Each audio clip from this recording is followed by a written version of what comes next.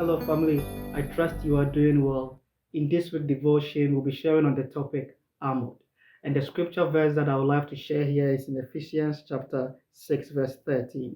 And Paul says, "Therefore, take up the whole armor of God, that you may be able to withstand in the evil day, having done all to stand." And in this verse, I would love to bring out 3 points that Paul is actually trying to share or convey here. And the first point is that we are in a spiritual battle. In every spiritual battle, physical defense is of no use. If you look at the first verse above verse 12, in verse 11, he says, "For we do not wrestle against flesh and blood, but against principalities, against powers, against rulers of darkness of this age, against spiritual hosts of wickedness in the heavenly places." So we are in a spiritual battle. And as I said earlier, in every spiritual battle, physical defense are of no use. So Paul is saying that for us to be able to defend ourselves against this spiritual battle or this spiritual attack, we need the whole armor of God. In verse 11, the verse above verse 12, Paul says, "Put on the whole armor of God, that you may be able to stand against the wiles of the devil." So the reason why we need the armor of God is so that we may be able to withstand against the devil, against the enemy.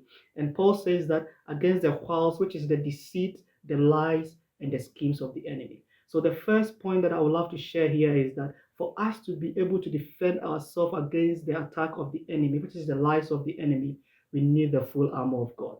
The second point I would love to share here is that not only do we need spiritual armor to be able to overcome the wiles or the deceit of the enemy, but we need the whole armor of God. Paul said we need the full armor of God.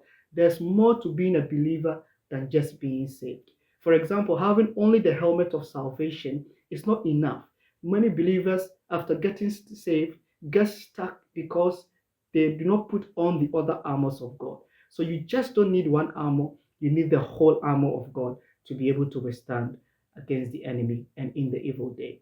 And the last point I would love to share here is that not only do we need the full armor of God to be able to overcome, but we need to use the armor. Paul says that, "And having done all to stand, stand." What does it mean? It means that we should make use of the armor of God. The armor will not automatically work for you until you use it. I want to encourage you this week that even as we share on the armor of God, even as we continue to explain on the different parts of the armor, follow us as we unpack the armors of God this week. You are highly favored and deeply loved of God.